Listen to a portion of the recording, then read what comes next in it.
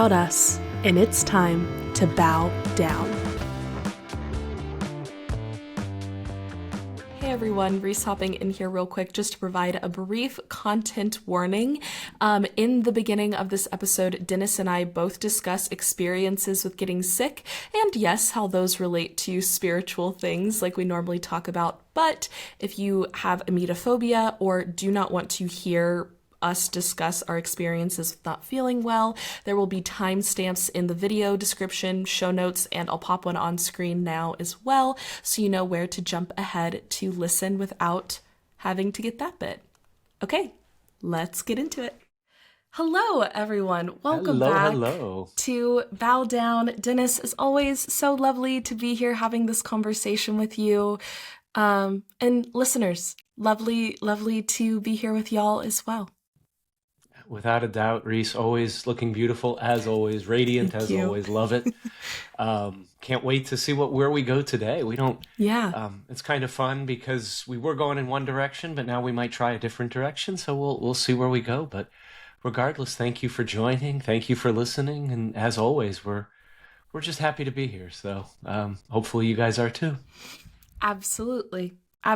Well, yeah, before we turned the cameras on and clicked record, Dennis and I were chatting a little bit about some of his recent travels, and I recently had a doctor's appointment here in Italy, which is a whole added experience of being an immigrant. And so it's, with all of this, a memory that I had popped up in my brain that I really wanted to share with Dennis, because I think that you will find this deeply fascinating, and it's something I reflect on quite a bit.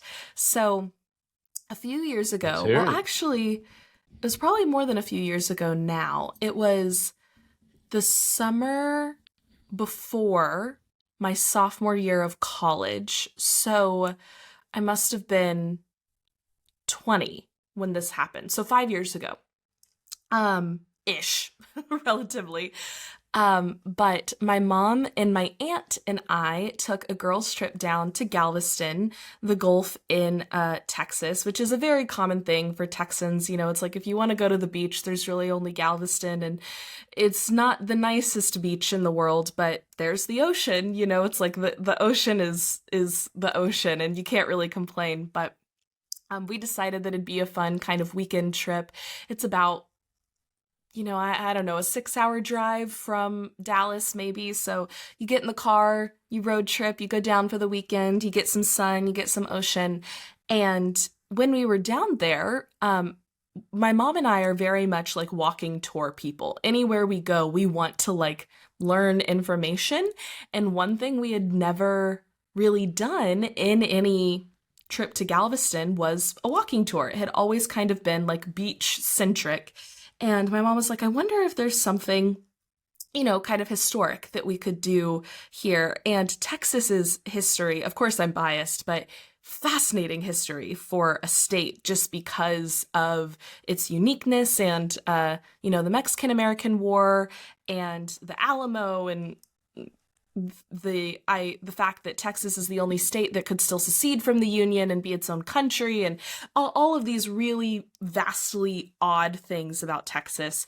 And there was a Galveston ghost walking tour.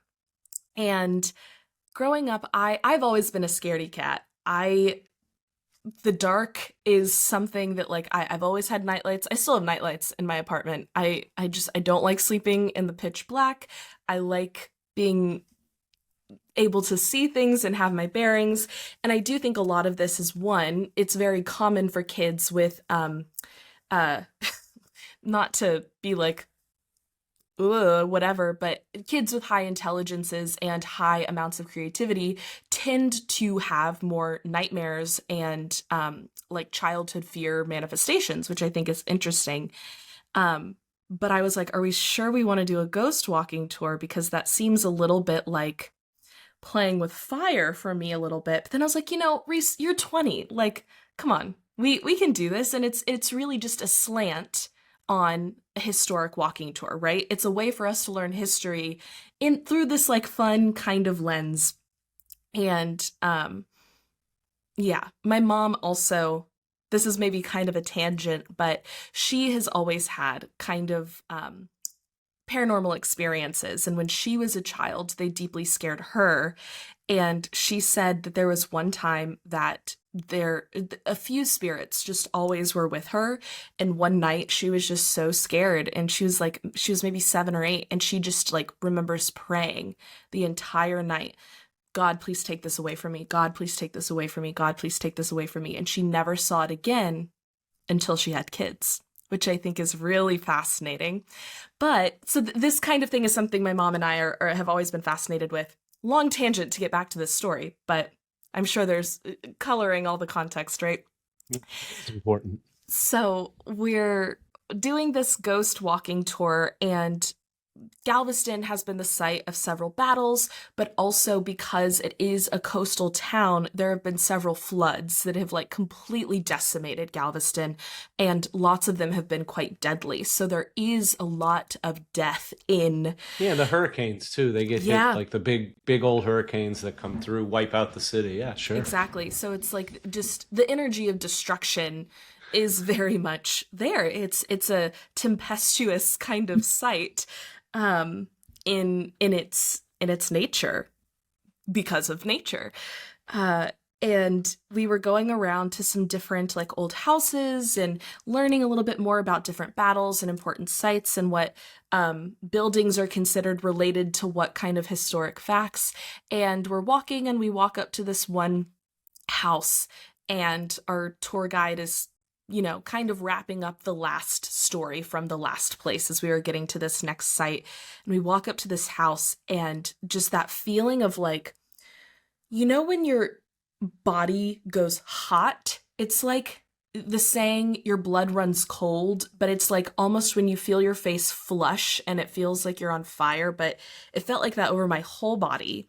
And I felt like tingly, and like I could feel my heartbeat like everywhere. And then I started getting so nauseous, and I thought like, oh, I must have eaten something bad at dinner. Like, this was just bad, because this was a in the dark walking tour. It must have started at like 8 o'clock at night or something. So we had dinner before. I was like, I must have eaten something that just didn't sit right. I'm about to throw up. And so I went across the street away from the house, and my mom and aunt were still there, and my mom's like, do you want me to come with you? Are you okay? And I'm like, no, it's fine. I'm just gonna, like, you'll still see me. I just don't want to throw up in front of everybody. Yeah. I'll also insert a trigger warning before we start talking about this in post, so that people know that this is happening, just in case. Walk across the street, completely purge, just like my body just couldn't do it, couldn't handle it. And I was like, yep, something happened. I'm gonna be over here. And so after the purge happened, my body started cooling down. I started feeling calm, and I was like, that was so weird. I've never felt that before, but we've all experienced, anyone who's thrown up, I think, has experienced the immediate relief that comes afterwards. That's like that. I just needed to get it over with, and now it's like, woo, we're good. I start tuning back in to what the guide is saying, walk a little bit closer, but I stayed kind of far away because it was like I didn't want to, I don't know. You don't necessarily want to have just thrown up and then go stand right next to people in a crowd, yeah, right? Exactly. And so I was kind of keeping my distance a little bit, but tuning back in, and the guide starts telling the story of this house and how this is the most haunted site in Galveston, according to like ghost experts, right?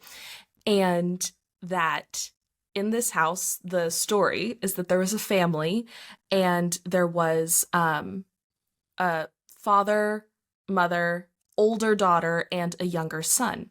And for some reason, the father started going insane, kind of the Shining situation, where it's like you don't really know why or what's happening, but he starts losing his mental capabilities. And I never want to, in this kind of narrative, I think oftentimes mental health gets demonized, and so it's important to be mindful of that. But he starts drinking heavily, turns to alcoholism, is really going off the deep end, and starts like saying really scary things, and eventually starts abusing the family in this house.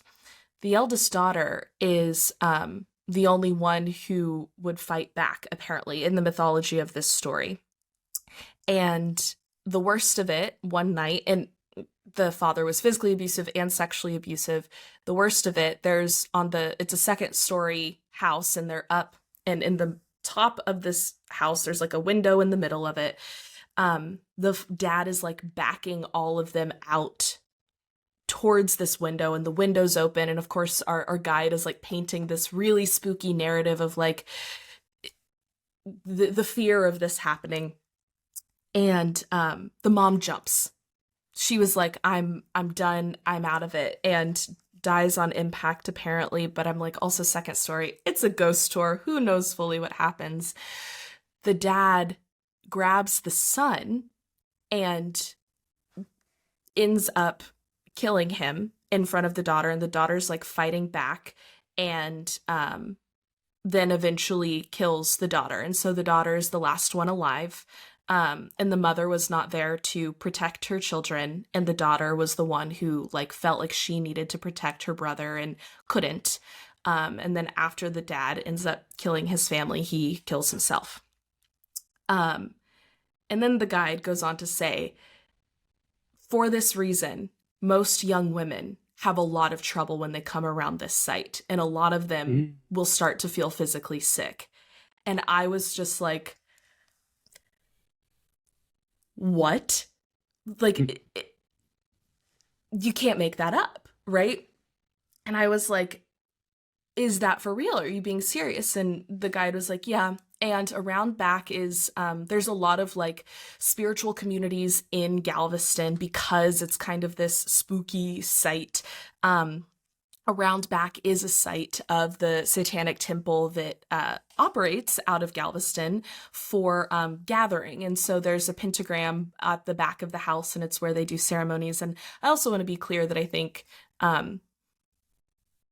Satanism and the modern satanic temples that we see throughout America is a deeply nuanced and complex thing. And actually they do a lot of good, especially when it comes to social justice and care. So that's a much deeper conversation, but it is a site of gathering for this kind of sects of people who like to worship the darker aspects of the human experience, and that young women really have a lot of trouble here. And the guide was like, okay, and so now we're going to go back behind the house so you can see kind of the pentagram that's been set up in the holy site. And I was like, I can't do it. Like, there is just something in me screaming at me, do not do it. Like, get away from this house. And I stayed across the street, and then we kept on walking. And as soon as we were like out of the vicinity of the house, I felt 100% fine. So that's wow, what a story. My yeah. I don't know why it occurred to me, but well, actually, I totally do. But with you saying that, with your experience of sometimes these kind of spiritual or non-physical things inducing physical ailments, it's fascinating.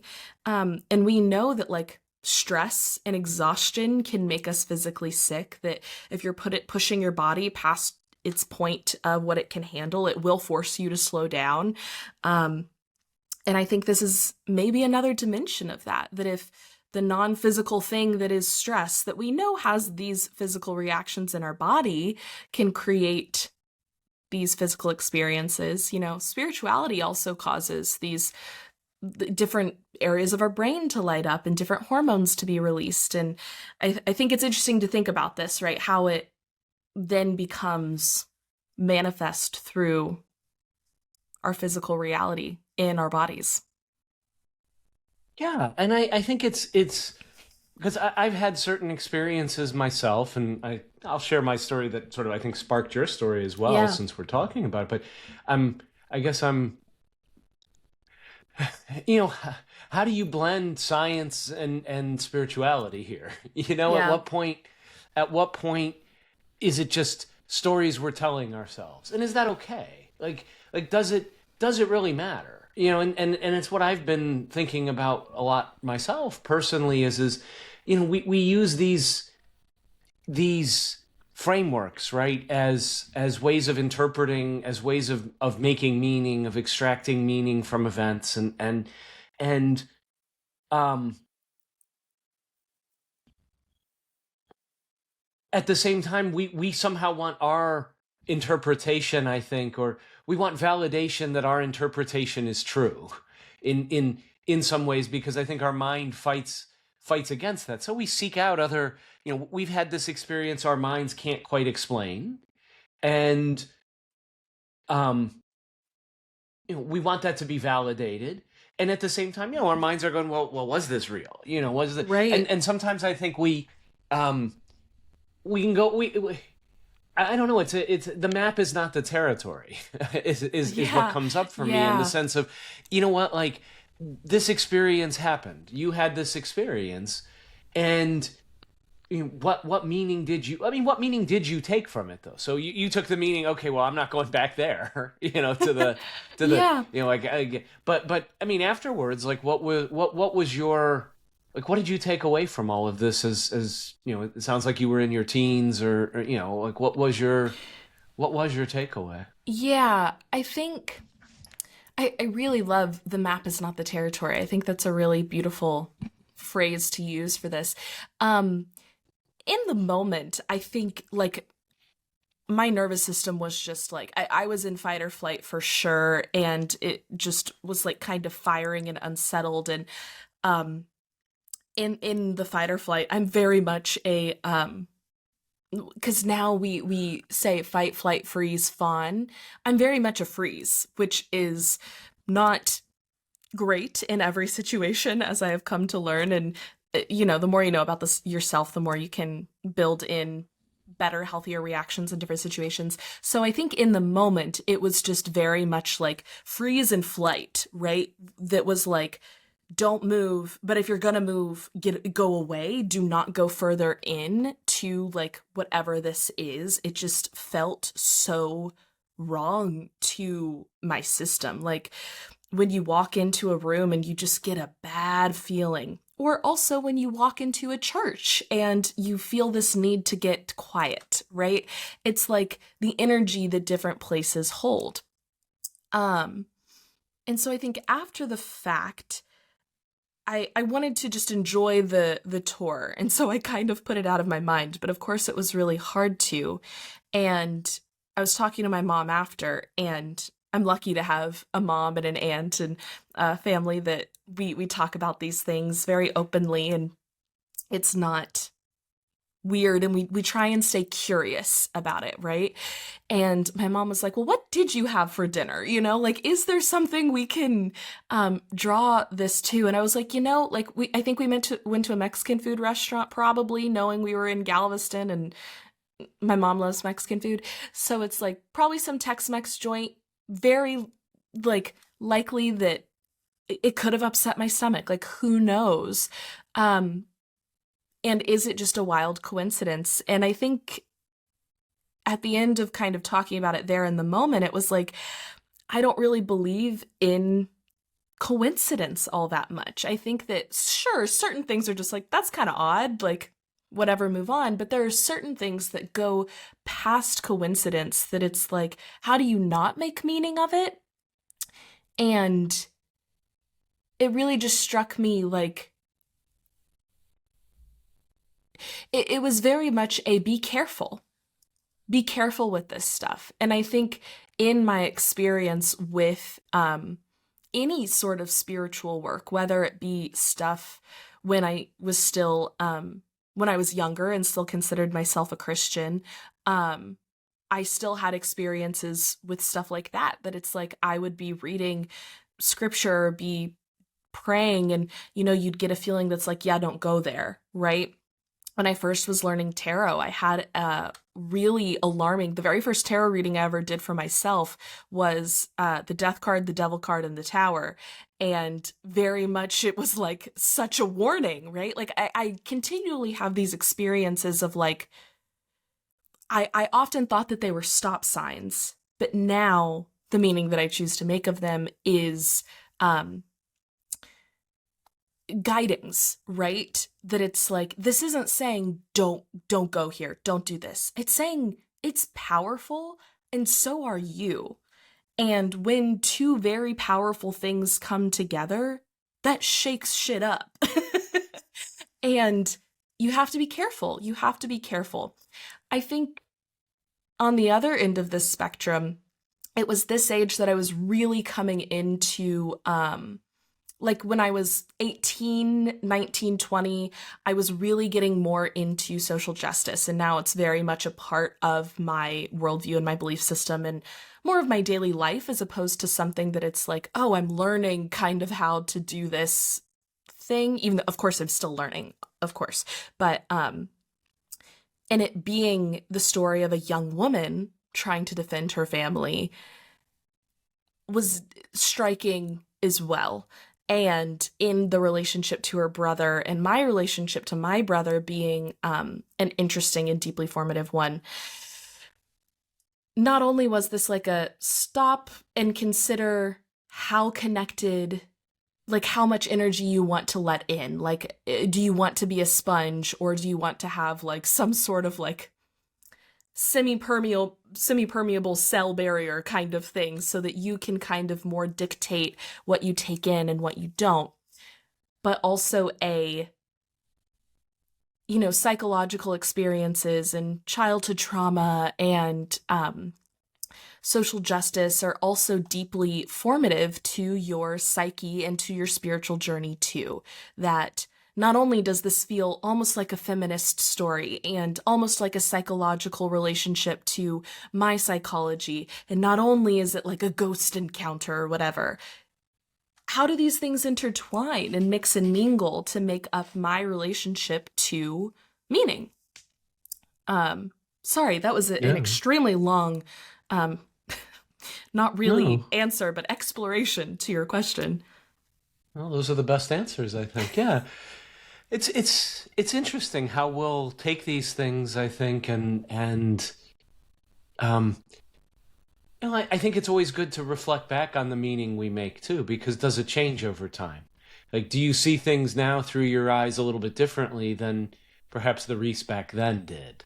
And how, and it's neither good nor bad, or it's just, as we get older, I think we have more wisdom. We look at things with a different lens, and totally. And yeah, it's interesting. So what sparked this is so I was in Mexico 2 weeks ago with my family, and one of the sites we visited was the pyramids of the sun and the moon, on and I don't have all my notes, and I know my pronunciations will be bad, but people who've been there know it's fairly close to Mexico City, and I think it's where the Aztecs, before Cortez and the conquerors came in, this was one of their holy sites, and there were a lot of human sacrifices, I think, done at this site. Probably thousands of people were sacrificed at the top of the temples, and anyway, we went to visit it, and there was I mean, and I'm learning and exploring my own spirituality now, especially having deconstructed Christianity, and but at the same time grown up having a healthy respect for supernatural phenomena.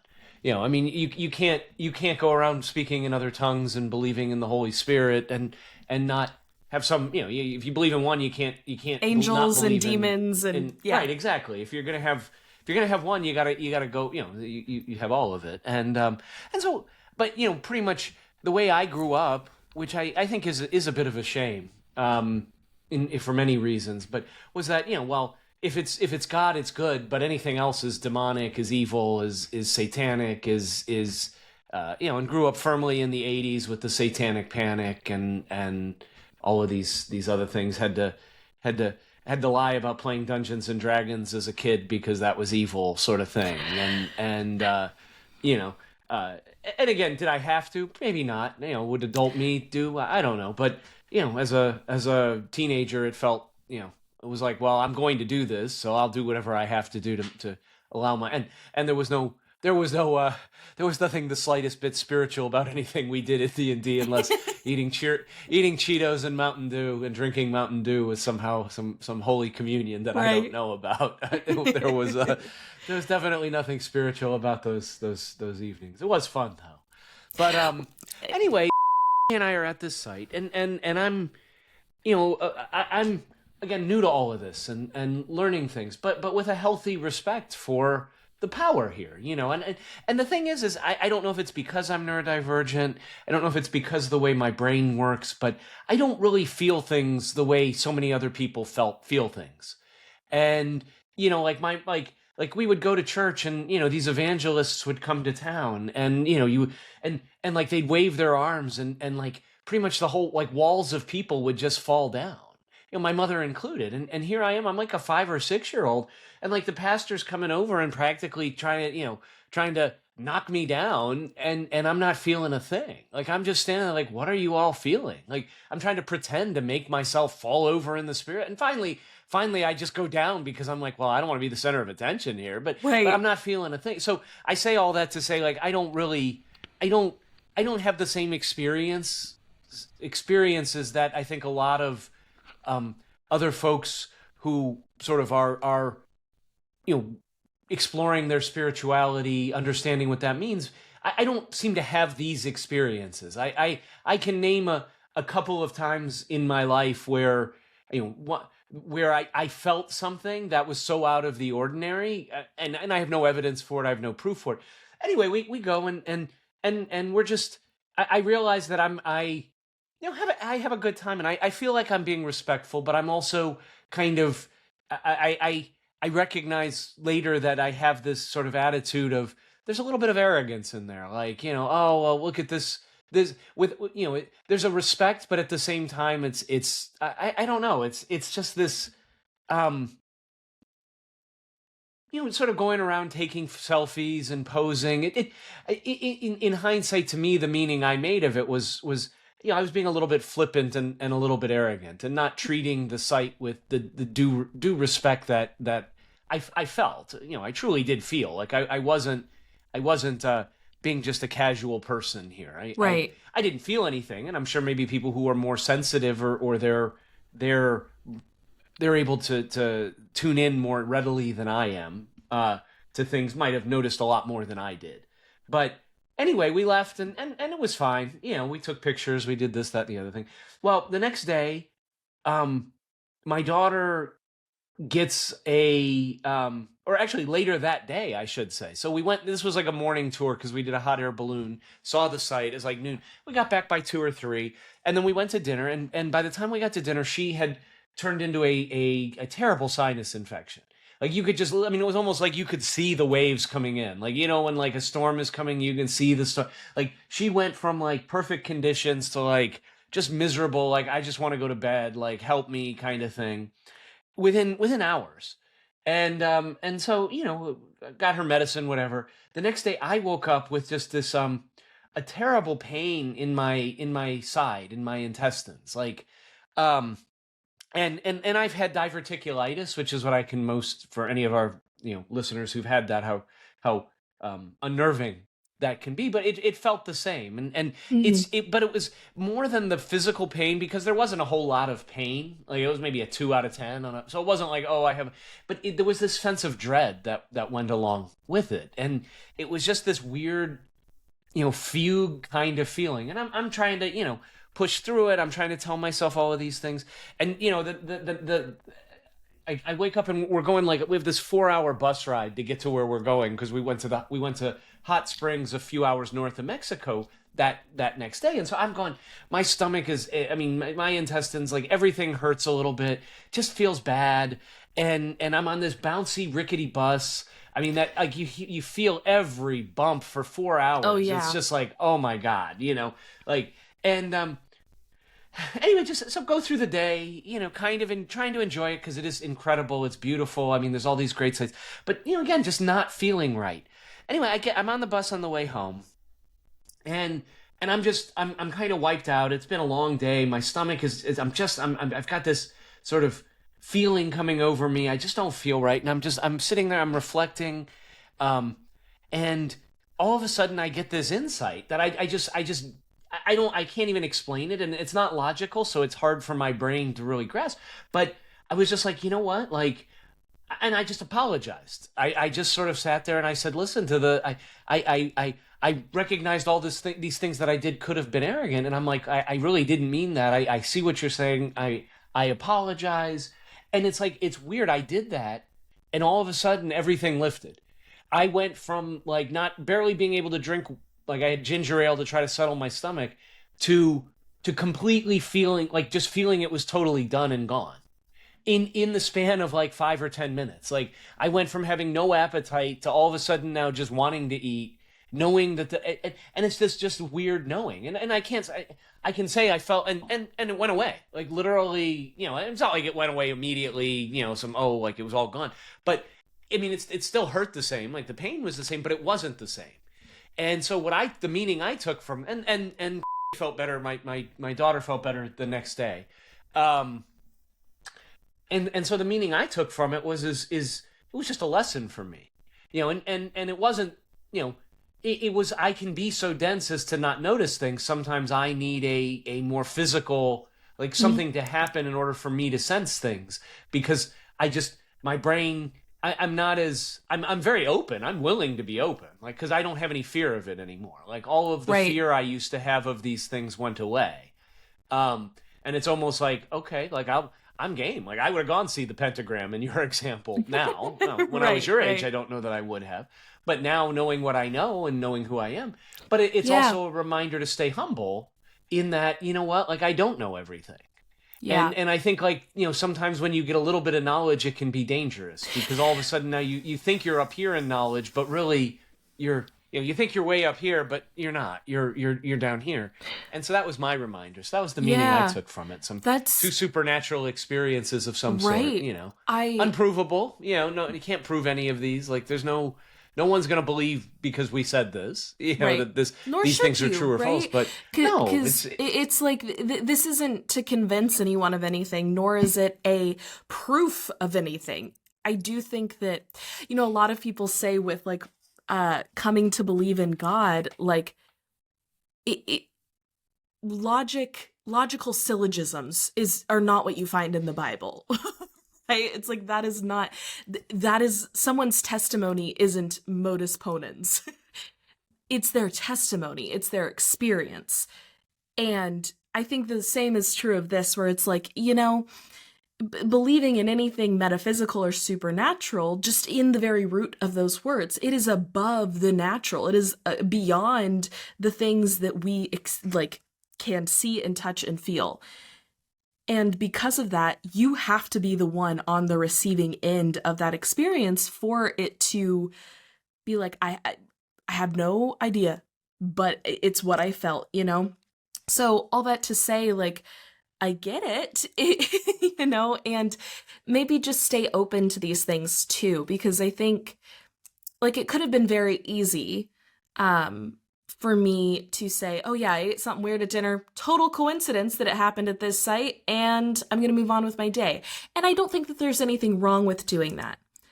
I think that there were lessons in there for me to learn, though, from thinking about it in how am I connected to myth? How am I connected to story? How does narrative impact my psychology and my psyche? What did this make me think about from my past, right? That maybe I needed to keep processing in a therapeutic sense. Like there are very real world applications that we can take from these things. And I had a few thoughts. One, earlier you said something about how like you in the past may think about these things very differently than you do now. And I think that's so true in terms of like having this utter fear around anything supernatural. It felt very like you were saying, it is of evil. It is of bad. Like a pentagram means bad. And oh God, yeah, satanic means bad. When now with my worldview, it's like, well, these are all stories and narratives, and we know through physics, everything has its equal and opposite reaction. And if any God, unmoved mover created everything that includes the devil, that includes Satan, right? And the same way there's light and dark within all of us, there's light and dark within supernatural and within spiritual and holy things. That doesn't make the quote unquote dark bad or evil. It just makes it a different dimension of these things. And I do think yes, a lot of things can be used for hurt and harm, but I think you only give it more power when you hold fear around it. And so me now looking back on it, it's like, pentagrams are actually a holy symbol, that it's like, it's a star. And the only reason pentagrams are associated with negativity is when they're flipped upside down. That it's like kind of this negation of nature's natural processes. It's like going against the natural cycle of life is where this idea of the pentagram being evil comes from. Another thing that I think is really interesting is I'm curious what you think about getting sick as well. Also, real quick, are you okay with using his name? Do we want to bleep it? Do you want to ask her? Yeah, we probably should. Yeah, we should bleep it. I don't want to bring her in. Yeah, we'll just say my daughter is fine. Okay, your daughter, and then I'll go in and add bleeps over her name. Yeah, I thought about that as I said it. I was like, yeah, no worries. It's super easy to do. But with your daughter getting sick too, if you think that was tied to her experience at the holy site, or if she was almost implicated in your experience. Like collateral damage, essentially. Right. That, plus also, I think this thing with pride and arrogance, I think we see this all the time in spiritual communities where it's like, well, I'm enlightened. I'm awakened.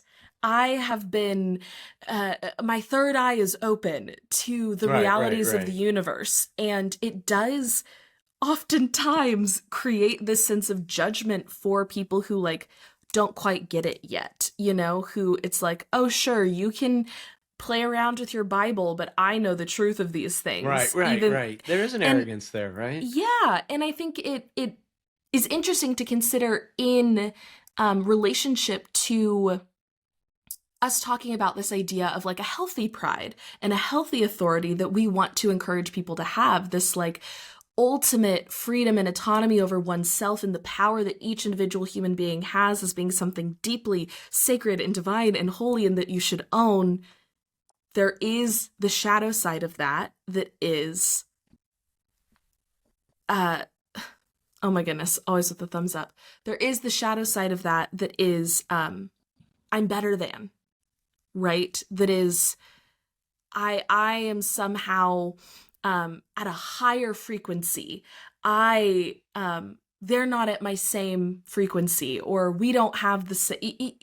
I'm struggling to find these other words that we hear in the spiritual community. But yeah, those are two things. I'm just curious your thoughts about that. Yeah. With respect to my daughter, I don't know that I don't feel that like it was collateral or something. Mm-hmm. Like, oh, I'm going after you, so I'll go. I mean, she's old enough to, she took a lot of selfies and was doing, again, I think I guess part of me feels that, we should have been more respectful, particularly when it came to like posing and things of that nature. And again, that's my own personal takeaway. Somebody else might have that and be, no, it's absolutely fine. Like it and even the body, I mean, that's something Paul talks about in his epistles of like, what, like there's this big kerfluffle, maybe it's in Corinthians, I don't know, about eating meat that was dedicated to idols. And, like some of the early Christians were like, oh, we can't eat this meat. It was dedicated to this idol or that idol. And Paul's like, dude, it doesn't matter. Like everything's clean for you. But if you think it's a sin, it is essentially, yeah. Like it's that sort of Zen almost like, like don't do anything, if you think it's wrong, then it's wrong for you. But inherently there's nothing wrong with any of it. And so do I think there's something wrong with going to these sites and taking selfies or something?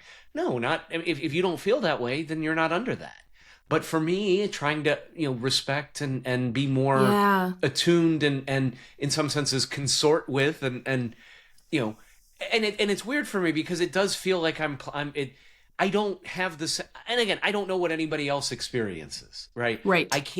I don't know how other people who I know of who are very spiritual and who have been in this space and worked with these entities and this energy for far longer, maybe longer than I've been born in some cases. I have no idea how they see things. And so I'm not here to somehow suggest my experience is the right way. I can only talk about I don't feel anything. So sometimes it does feel like I'm talking to the Great Gazoo or something from like, I don't have any evidence, Sure. that and so, and then I so for me, I feel like, hey, we were together. Now my daughter's underage. She's not 18 yet.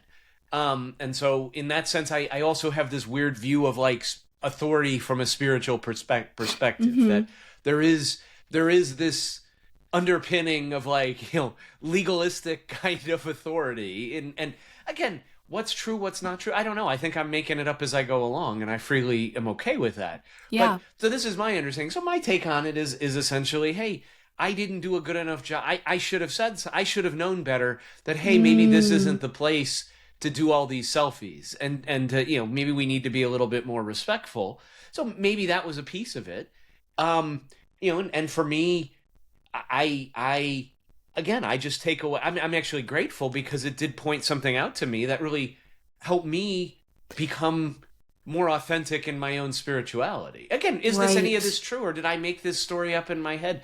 I have no idea, Reese. I things happen. I get pains in my stomach. That doesn't mean I don't want to ever be one of these people who's just like everything is attributable to something, the fifth dimension that I don't know, because my family was like that, except on the God side.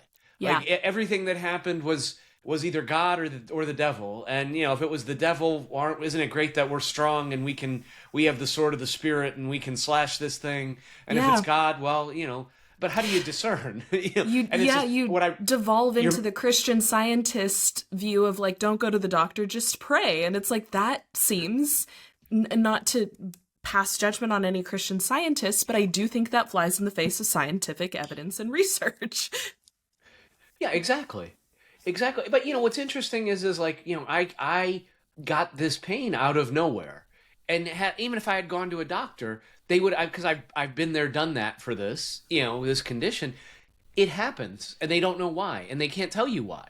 And it's just, well, there's some inflammation. Like, that's all.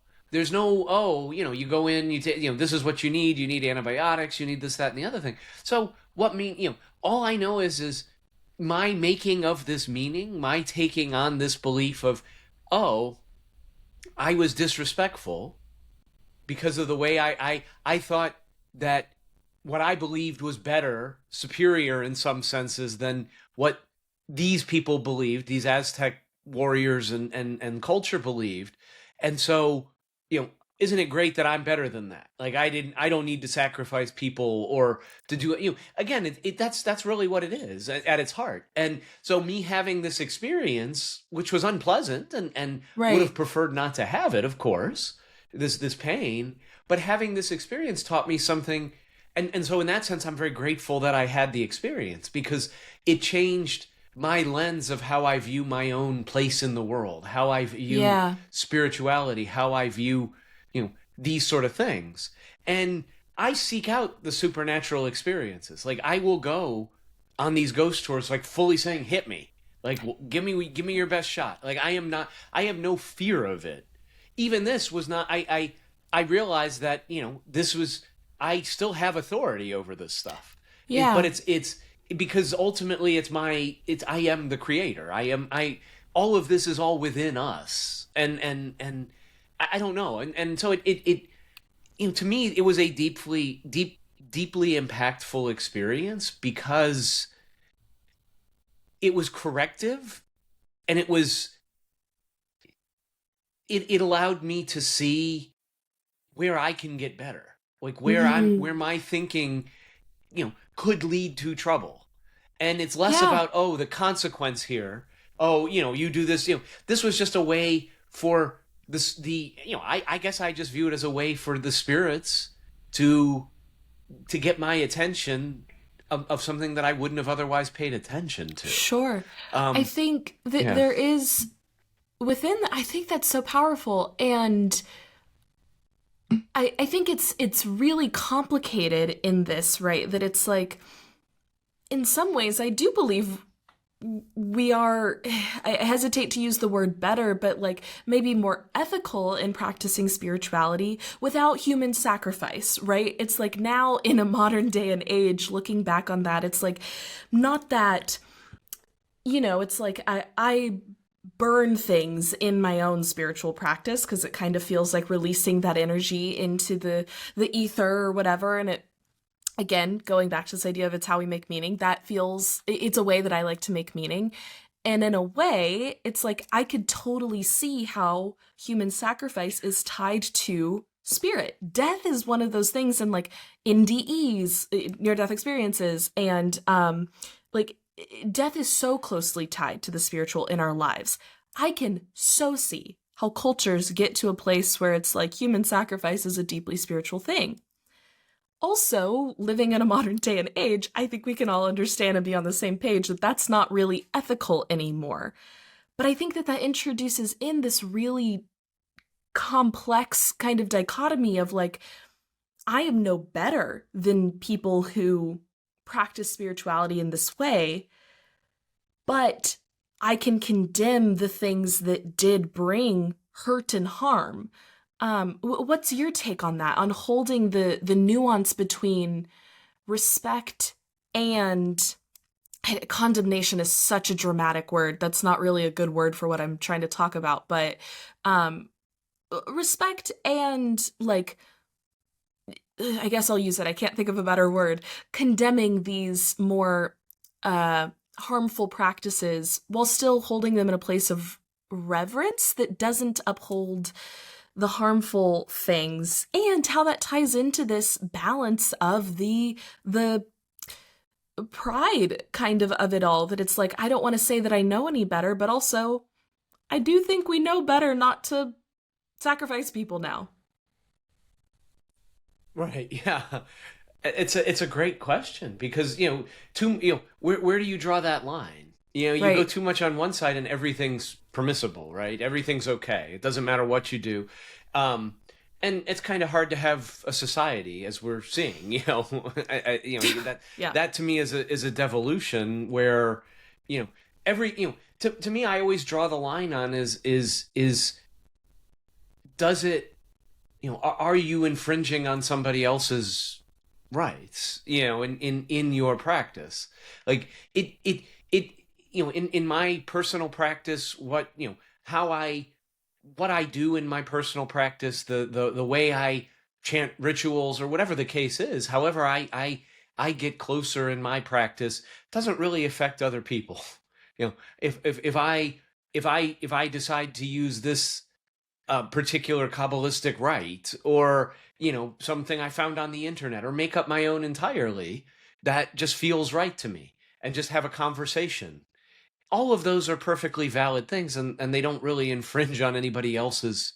But if I start to, I guess I kind of view it in the same way I guess I do sexuality, in that if whatever you want to do is cool, as long as like it's consensual, it's with people who have the right to make that choice and choose to do that. Now, I guess, could you get to a point where somebody was willing to sacrifice themselves for so that we have a good season? Again, I don't know. I don't live in that time. I don't live in that culture. Where do for me personally, it kind of goes to do no harm. Like what I do in my own private time, what I wear, what I think, what I say is my own business. I don't pray for other people, or intercede, or whatever you want to call it, for other people unless I have their permission, because I don't think it's my.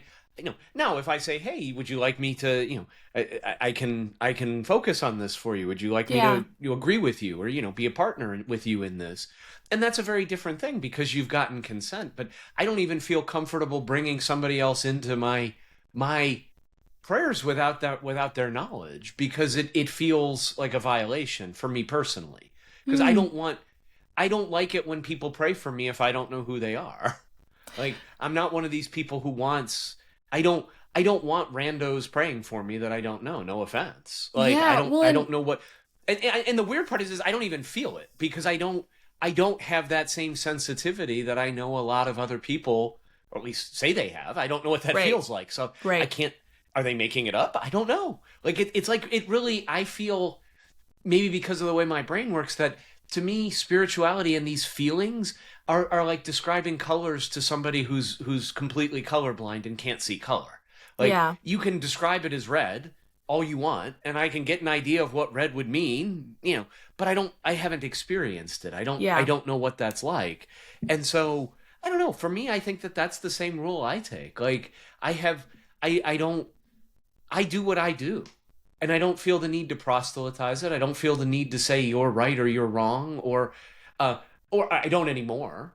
So that's where I kind of right. draw the line. I guess I think you can always look at examples and say, is this okay? Is this not okay? Like, I've never liked, even when I was super Christian and very much into the very much considered myself an evangelical Christian and a Bible thumping, word of faith believing Christian. I never liked the idea of people screaming on street corners. I Yeah. remember when I went to school at the University of Florida, um, we had this guy who would, in one of the squares of the greens of the school. I mean, every day he was out there like clockwork, like with his little soapbox. I mean, literally like a stand that he stood on, with his little microphone, with his little, and just screaming fire and brimstone, Oh sinners in yeah. the hands of an angry God, for hours it seemed like. And I remember wanting nothing to do with him, yet still having a very strong, feeling of my Christianity and belief in God, and this was the way. And yet it's interesting, the cognitive dissonance, because in my mind, to me, like, there was a part of me that's like, I wouldn't want to do that.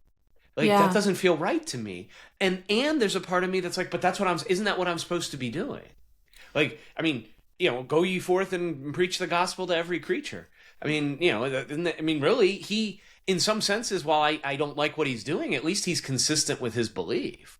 Like, if Right. you're a Christian and you believe that that's what you're supposed to do, then he's living his calling authentically, whether or not I agree with it, whether or not I would want to do it. Really, who am I? Okay, that's not for me. But the problem is the guilt, the inherent guilt I felt because I wasn't on fire enough for Jesus to stand on the corner and do that.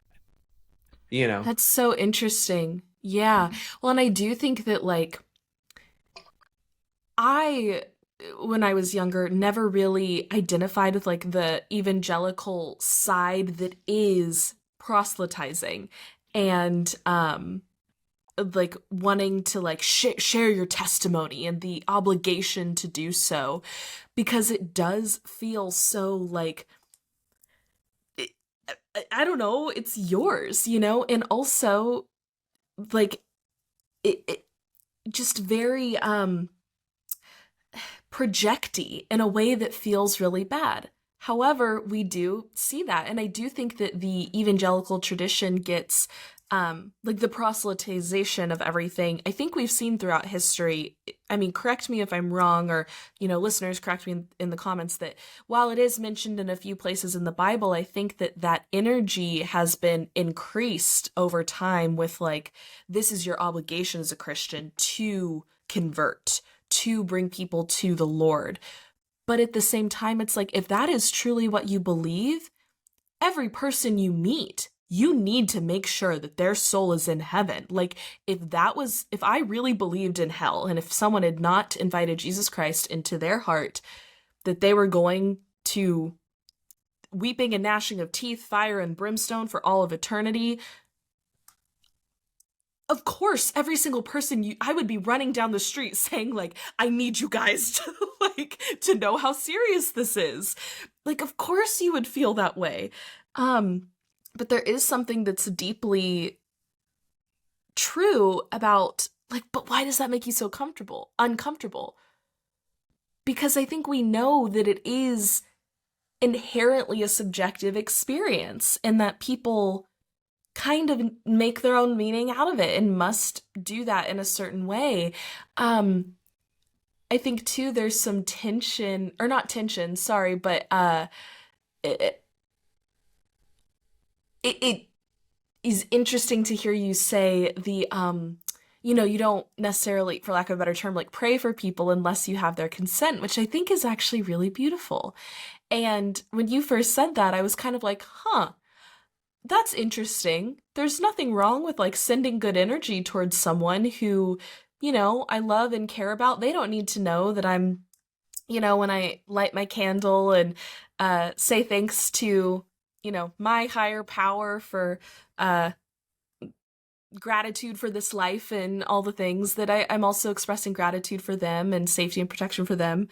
But on the other hand, I'm like, there have been a lot of people in my life that when they wish good upon me, it is their definition of what good looks like. And it's kind of like, oh, yeah, no, I don't want your good.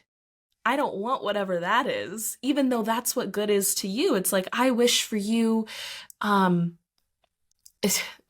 like my some of my family members wish for good is a husband and 2.5 kids and a white picket fence in Highland Park in Dallas. It's like that's my wish for you, and I'm praying that you get that. And to them, that is a deeply divine and kind thing. And to me, I'm like, get that away. Don't send me that energy. I don't want that. That feels deeply prescriptive and caging, and that's not good to me. So who am I to say, like, my wishes for good for people has any business coming into their energy with what their wishes for good are for themselves? But I think you're 100% right in this. It comes down to, like, infringing on someone else's right and, like, the hurt and harm that things may do. That it's like that really is the tipping point. Yeah. And I think your point is so well taken. I mean, for me, it's I don't know who you're praying to. I don't know I don't know what entity you're praying to. I have no idea. Even if you say you're Christian, I have no idea what you're actually who you're actually praying to. I really don't know. And it's not that I have no fear of it. Like you can't curse who God has blessed, essentially. Like, I know I'm blessed. I know that there's no one who can put curses on me. But at the same time, I don't ever want to be someone that anyone would want to. Like, there's no need. People don't need to put curses on me because I'm not curseable, because I don't need to be. I don't need to sit there and say, go for it, take your best shot. Like, why? I respect what you believe, but I also respect what I believe, and that respect makes me say, you know what, I appreciate you want good things for me. I mean, I can't stop you from praying for me, but me personally, I don't ever want to do something under false pretenses. Yeah. And you may not believe the way I believe. And do I want good things for you? Yes. I mean, I practice that in my imagination. I want good things for everybody. If something's if I see somebody who's got a bad situation, I try to imagine them in a better situation. Imagine them loving their job, imagining them with the person of their dreams, whatever it is.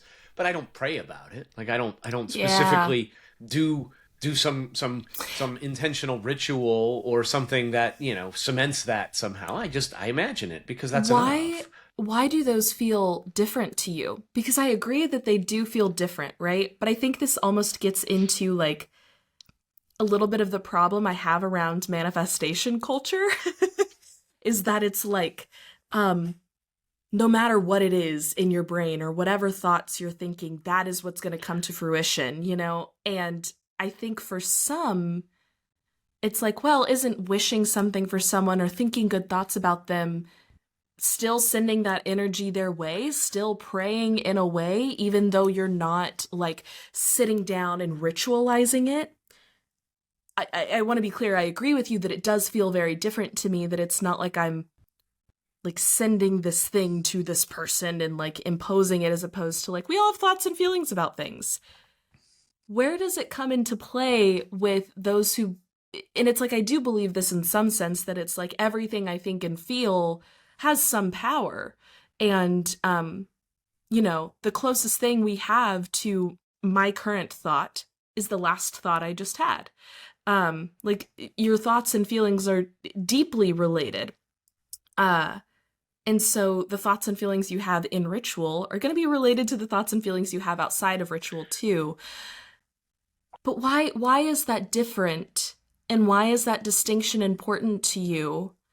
And how do you, I guess in this weird, like, even if your subconscious is constantly, there's this way in which it gets kind of victim blamey with the manifestation edge, that it's like, well, if you're constantly talking bad about yourself, of course you are creating a negative environment. Like, that's your fault, and you need to change your thought patterns in order to do that.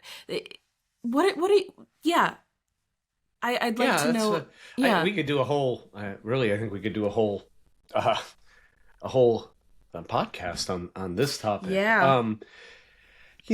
For me, there is this idea of a lot of people do feel condemned, and you had used the word condemnation earlier in a different context, I think. But right. I think a lot of people feel condemned because it's like, well, other people do, and I know this, I recognize this from the Word of Faith evangelical Christianity I was under, because it was somehow this idea of, I mean, it was very similar in terms of, well, if you understand the secrets of faith, which again, there to try to understand something that's faith is by definition ununderstandable, right? Right. So there's an arrogance just in that idea of, well, if you just understood things, Oh, but it's I know the mystery, yeah. Exactly, yeah. But your faith just wasn't big enough, Yeah.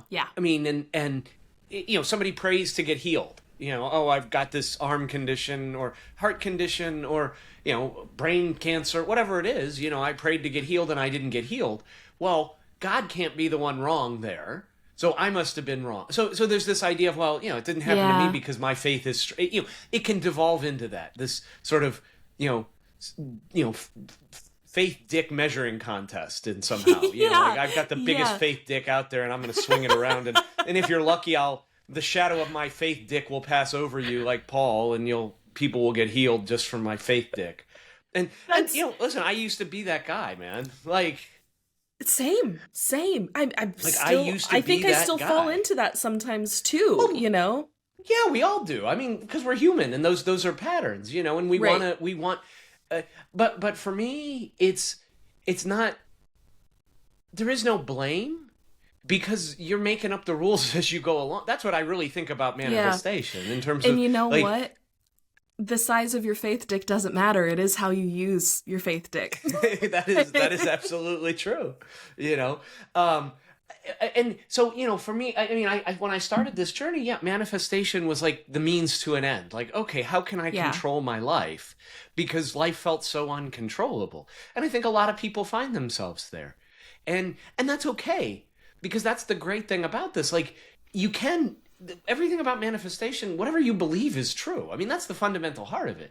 If you believe you can robotically affirm for whatever it is, I have $1 million, and you do that 1,000 times a day for 10 days till you reach 100,000 and you're doing a clicker and that's fine.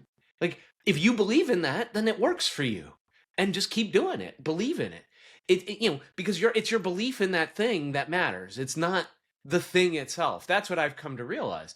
And at the end of the day, I think the goal is just to realize that you are the one, if you decide you want something, it's yours.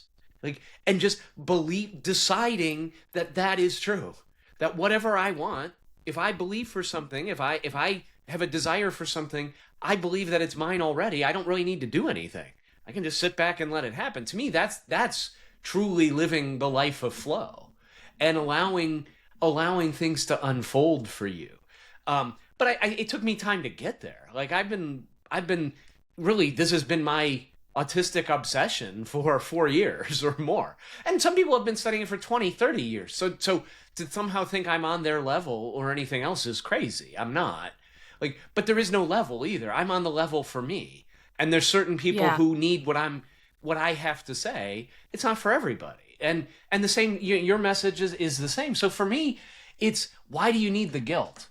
Like, if you why isn't it better to say everything I've created in my life is I created it? It wasn't anybody else who did. Like, to me, that is a very freeing thought, that there is no one that I can change but myself.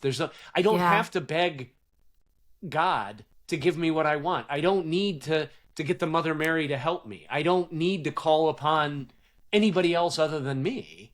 No, but then you say, well, Dennis, gee, that's great, but why, why do you believe in Lilith? Why do you do these, why do you dabble in these things? Why do you want to consort with spirits? Why? And the answer is because I think it's interesting. I think it's fun. Like, yeah. I like it. It's a framework. It's a way to see myself. Whether you use a Jungian interpretation, whether I don't know. Different people have different experiences. Right. But for me, I love believing.